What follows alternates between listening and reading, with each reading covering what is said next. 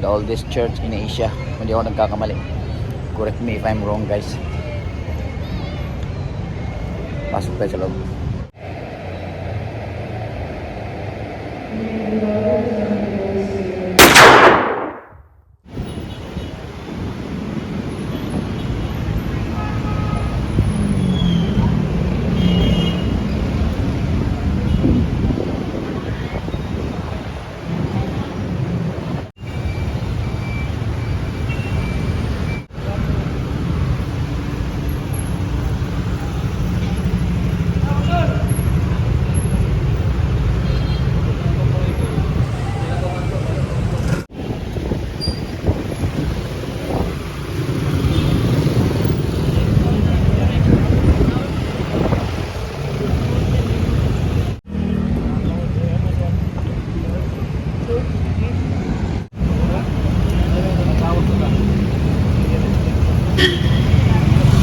Uy, nakita akong saging.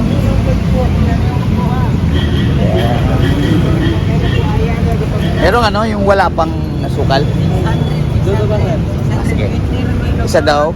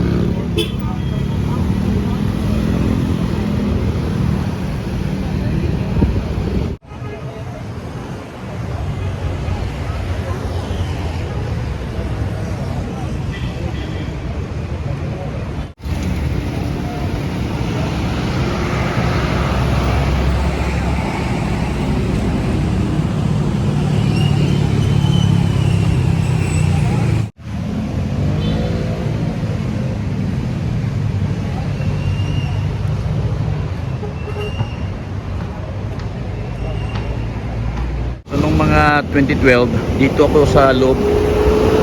Yung lodging house na yan, yung hotel na lodging house nakalagay. Diyan ako nag-stay noon. Lapit na naman dun sa Supercare, sa may Fuentes Mania. Yan. Alright, Daughters of Saint Paul. Yung anak ng babae pala ay Saint Paul.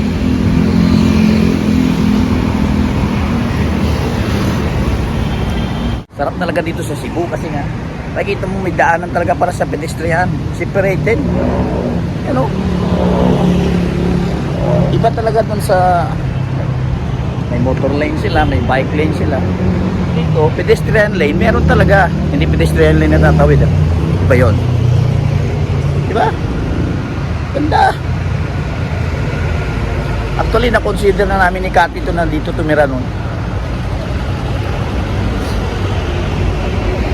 Ayaw lang. Ayaw nyo umalis dyan sa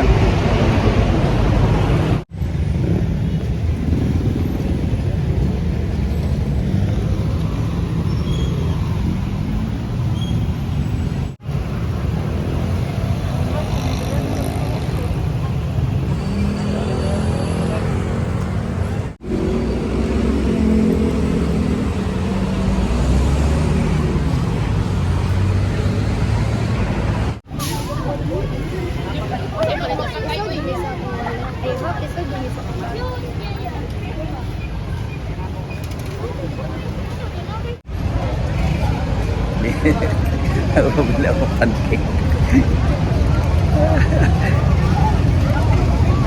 Nakaramdam ko ng gutom. Init pa.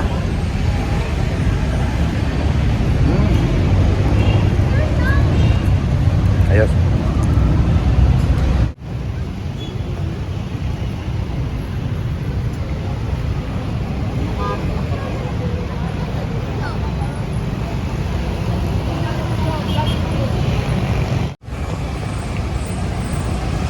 University of Cebu.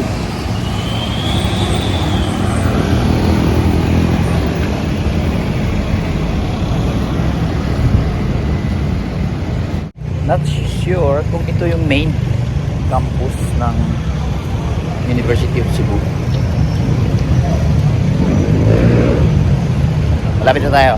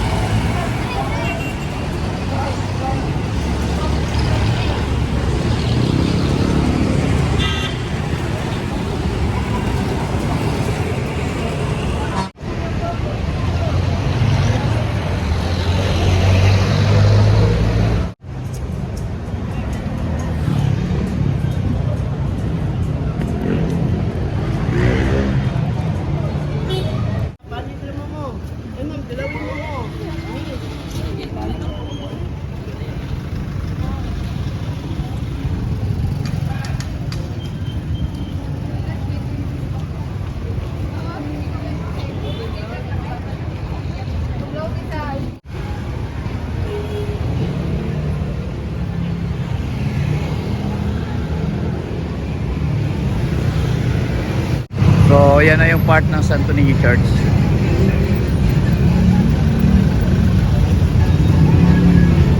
Doon tayo sa kabila. So, dito maraming nagdadasal dito. Bibili ka ng kandila, dadasalan nila. Mamaya na natin gagawin yan. Pasok natin sa loob.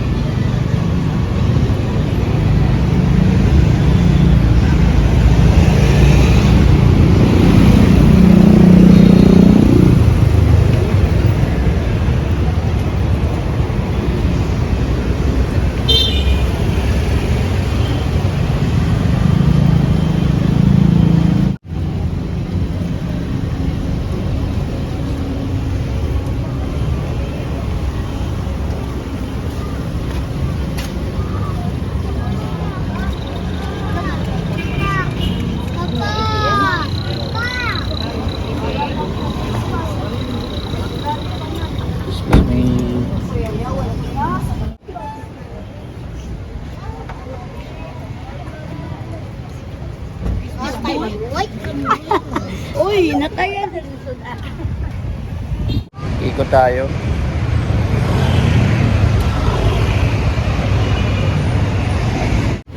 Ano yung ano eh, part ng, andun yung simbahan. Andun yung simbahan. Hindi ako makapasok, naka-shorts ako. Nako naman, Oriel. Ay, nako. Ikot tayo sa Magellan's Cross na lang. Sa labas kasi na simbahan yun.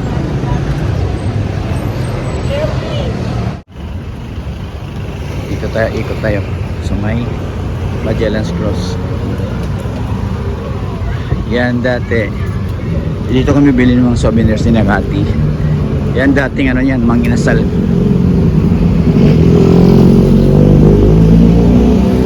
McDonald's na ngayon.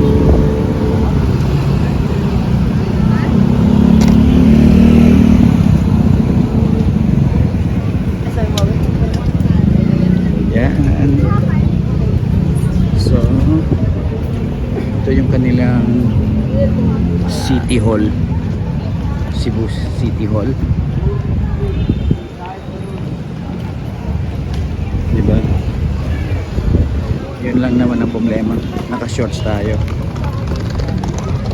Mga foreigners. Yan yung Magellan's Cross.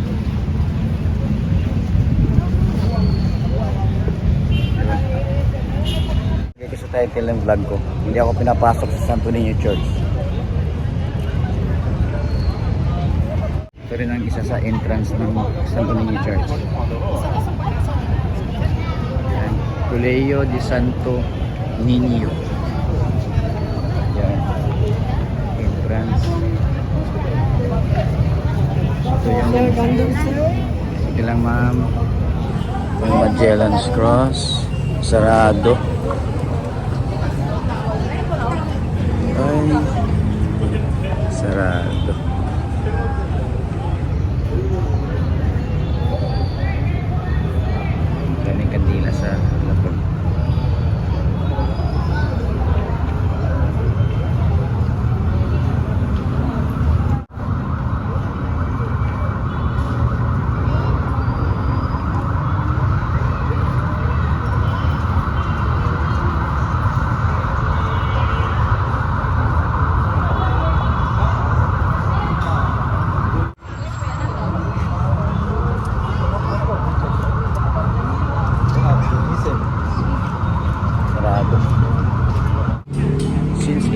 1834 pa. Ito ginawa, 1834 nakalagay oh. So, ang dami mga foreigners din dito. Yan. So, ang purpose kasi natin, isa ito sa purpose natin. Ang pinaka-purpose natin yung pumasok sa simbahan para mag-pray. Kaso, naka-shorts tayo eh. So, dahil mga Taiwanese o Japanese dito.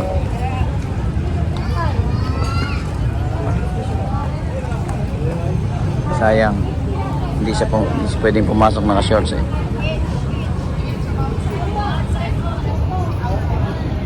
Sorry tayo hindi makapasok.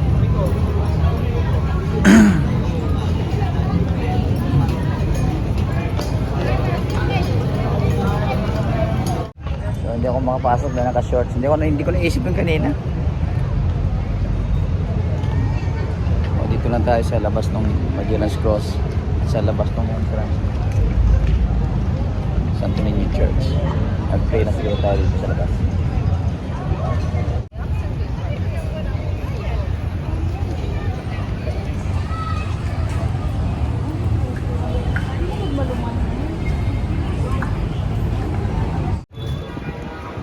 Pila sa pantalon? Ha? 50? Sige. Ano natin? Sige, sir. Dito, sir.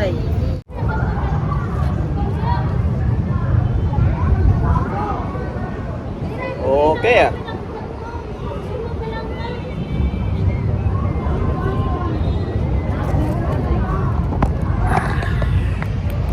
Okay. Meron na pantalon. 50 pesos. Thank you ah. Ha?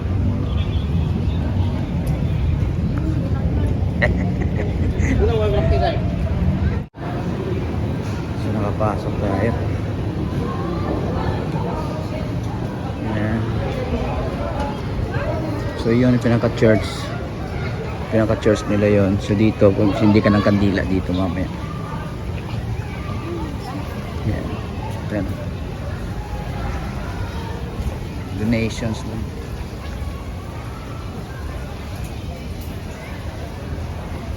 Wala punta tayo. Dagkutan. Talagang dagkutan. Ito ni si Manang nagdasal sa akin last year. Oh. Mamaya Manang. Papasok ko dyan. Pasok ko na ako ha.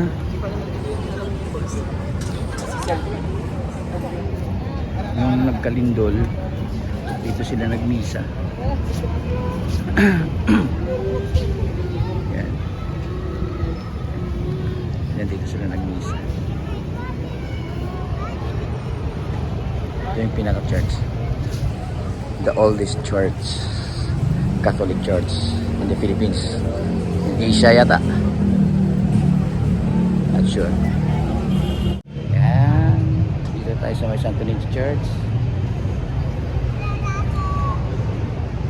Ganda pala dito pag may event. May mga upuan sa taas. Develop na kasi dati hindi pa. Last year hindi pa gaano. Pinaka-church. The oldest church in Asia. Kung di ako nagkakamali. Correct me if I'm wrong guys. Pasok tayo sa loob.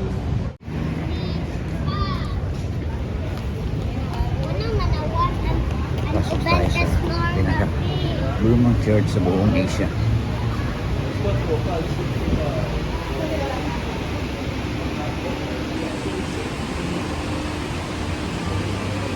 Ayan, Thursday, walang mass, di ba? Wow. I love the feeling. Ang sarap ng feeling, guys.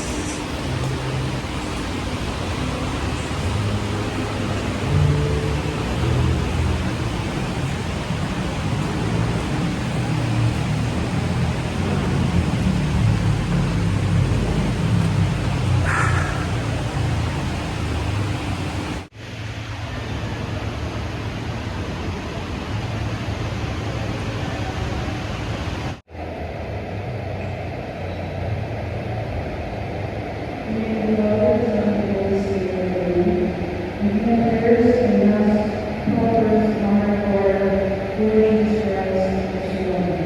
hold me.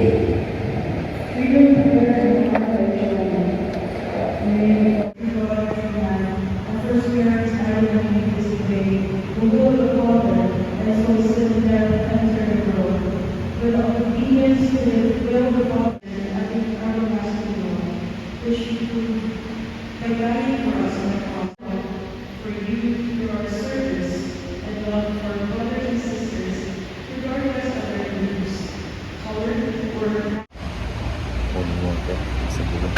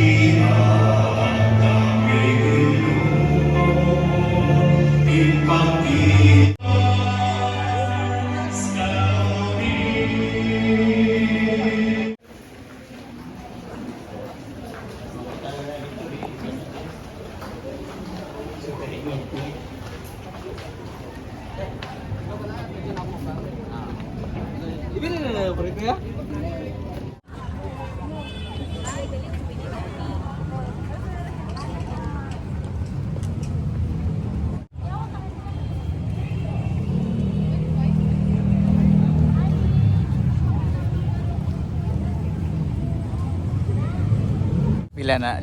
Sir. 5. Para sa patay, Ah, ikaw Sa- na inungdan lang. oo, sa patay sa misis ko last year pa man. Tapos, Tapos, Catherine Joan. Tapos para sa medical ko bukas para maipasa ko. sir, yung ano, yung sa medical iba at saka sa kaluluwa iba. Ah, iba? O, Oo. sige. So, iba-iba. Jocelyn. Catherine Joan. Catherine Joan muna sa, Oo, sige. sa soul niya. Oo. Sa Diyos Espiritu Santo. Ginoong Senyor Santo Niño, alada ko pa inuot kang Catherine Joan, gila ko dawatay sa niyang kalag sa pahulay nga dayon na langit pa sa ilon niya mga salangatan. Pahulay nga dayon ginoy atas kalag ni Catherine Joan ang kangkayang nga walay pagkapalong dan akan ang santuran. Mga Diyo ko sa kamanamo sa kamaghimaya ka Maria pa ng kalag ni Catherine Joan. Manamo kana ka sa langit kay kunin mga lamang kirami Maria matuman ang kapot ng suta ng sa langit. Ang kalan una mo sa matagad law at tagaan. Sa ibig ka mo. Sana kasala ka namin pabibigay sa Panginoon sa kalusutan. Mangimaya ka Maria, mukha sa grasya, nananakan ng mulan ng kabayan. Ug bulahan ang bunga ng Moses, Santa Maria ng sa Diyos, yampo kayo kasasala ka ng sa oras ng kamatayan. Himaya samahan sa anak sa Diyos, Espiritu Santo, ang ginasinan sa tunilin at pinamapag-angko pa hinungod. Alang sa kalag ni Catherine Joan dawata sa imong harian sa langit, pasaylon nga mga salangit. O kanay mo kalag ni Catherine, anay mong bana nagpahinungod kanin kay kabusag wala na, anay taon siya naghandom, o nagpahinungod kanin mo iampung taon siya ngadto sa ginoo. Maya sa mansa. So ito ihalad natin ito. Ihalad yan yung ginawa ni Cathy dati ilang years ago na ginaya ko na lang every time andito ako. So yan. Yung dasal dito, din ihalad mo ito. Dito.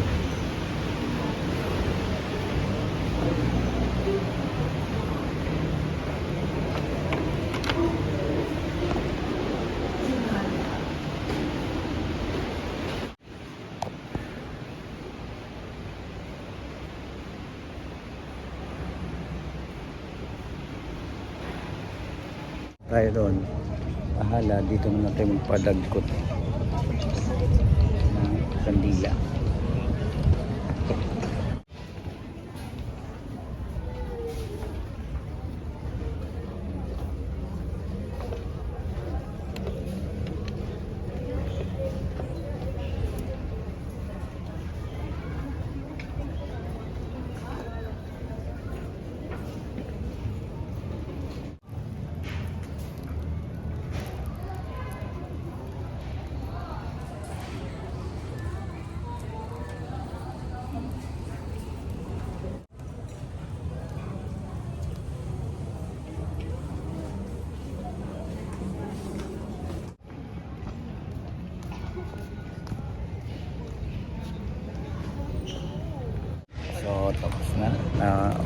pa tayo ng misa.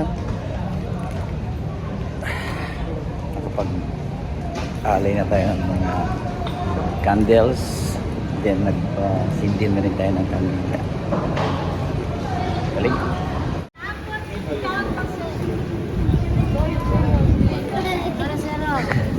Nakapuchutaan ko na mo, sir.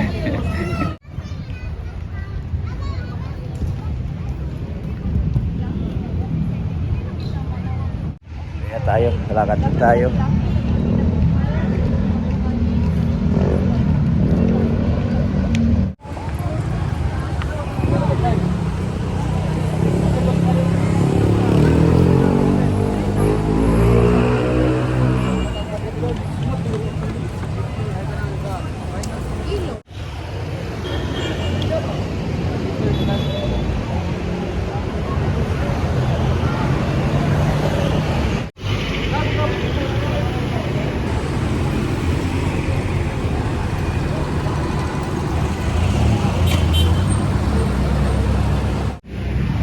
Ano ka na lang waiting shed.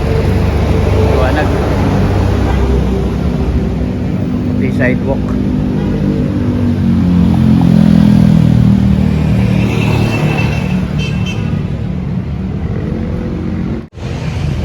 Humid lang. No? Di guys sa parang guys sa Europe ba na medyo malamig yung hangin.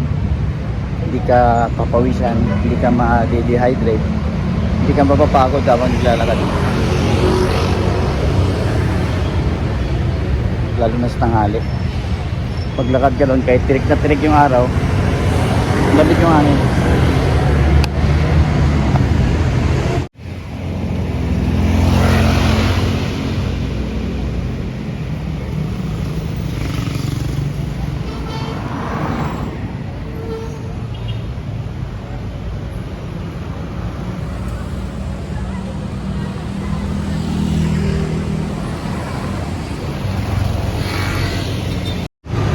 Talking na lang muna siguro tayo.